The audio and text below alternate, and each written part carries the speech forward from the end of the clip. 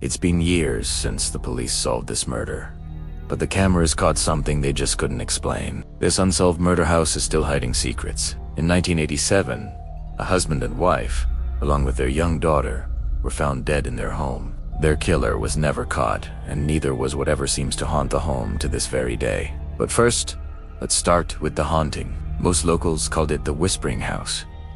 Some said it was the sound of the wind or an old house settling, but others swore they heard the voices of the murdered family echoing throughout the halls. It started after news broke that the prime suspect in the case had been released without charge. People began to hear whispering voices at night, like the muffled cries of a man pleading for his life. Then there were the disembodied whispers of a woman and child, perhaps saying their final goodbyes. These whispers could be heard all throughout the night, and as the sun came up, everything would go silent. Many who lived nearby believed the spirit of the family was trapped within the house, unable to find peace. Then there were other unexplained things happening at the house. Doors were sometimes seen opening and closing on their own, even when the house was empty. There were also reports of cold spots, shaking objects, missing items, and the smell of stale blood. But before we get to the footage that was captured, let's talk about what happened to the family in the first place. On June 13, 1987, Paul and Mary were found brutally murdered in front of their 6-year-old daughter Jessica. Their bodies were lying in the middle of their living room floor. Paul had multiple gunshot wounds,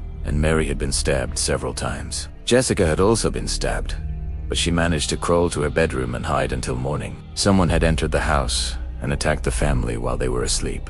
A struggle had taken place, and several rooms had been ransacked, but nothing was stolen. It didn't make any sense. So why did the killer attack the family? And why did they leave the little girl alive?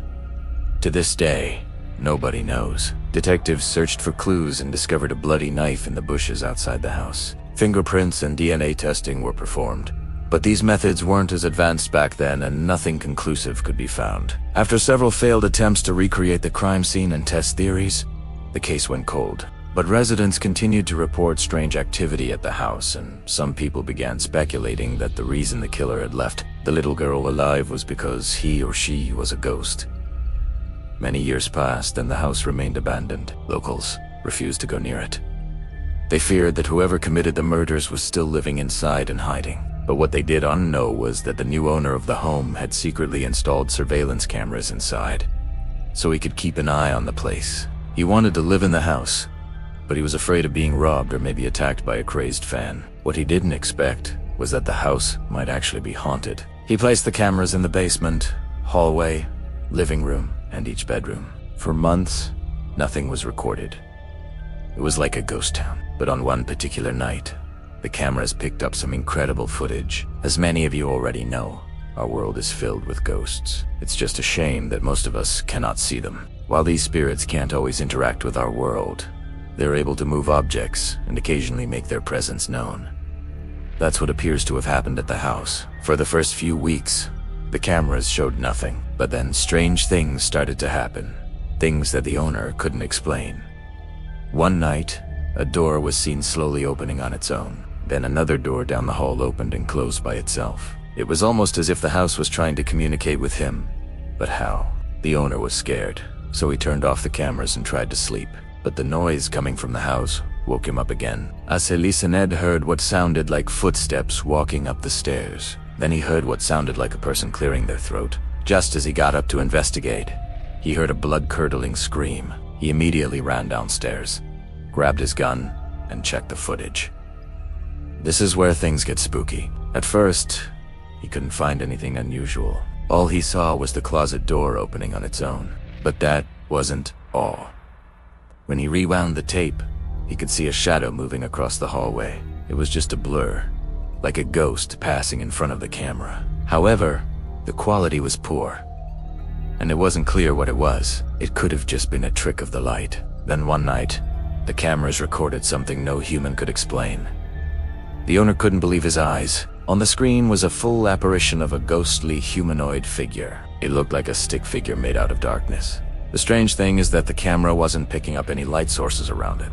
Yet the spirit seemed to glow. The figure appeared in the doorway, looking straight at the camera, but it vanished as quickly as it arrived. The owner watched the footage over and over. He couldn't tell if it was a man or a woman, but he could tell it was facing the camera and it definitely seemed to be watching him. To prove it wasn't a trick of the light, the owner walked into the hallway and stood in the same spot where the figure had been recorded. His large frame should have cast a huge shadow, but it was completely dark. He tried adjusting the camera, but it didn't help. The only way to see the shadow was to stand in the exact place where the spirit appeared. After this incident, the owner didn't feel safe staying in the house anymore.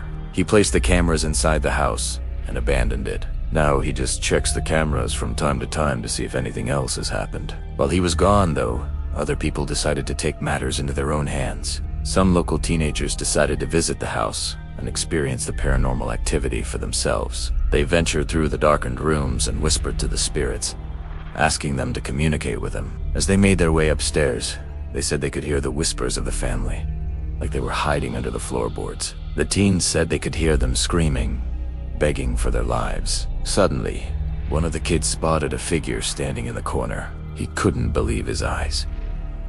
He thought it was one of the friends playing a prank, but when he turned on the lights, the figure was gone. He described it as a pale white humanoid form that seemed to be made out of mist.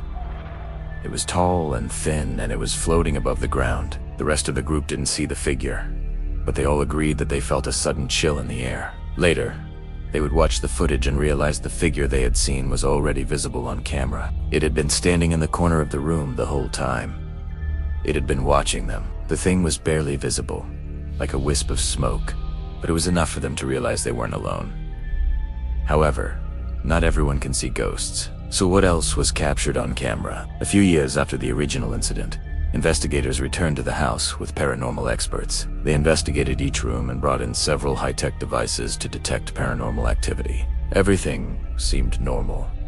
But as they were getting ready to leave, they noticed a shadowy figure standing in the window. It was staring directly at the camera, as if the spirit wanted to make its presence known. When they played back the footage, they saw the figure disappear right before their eyes. So, what do you think? Is this house truly haunted by the ghost of the murdered family? Or is there something more sinister going on? Let me know in the comments below, and thanks for watching. If you enjoyed this video, be sure to check out more content. Wait, that side. Here are 2 more videos I think you'll enjoy.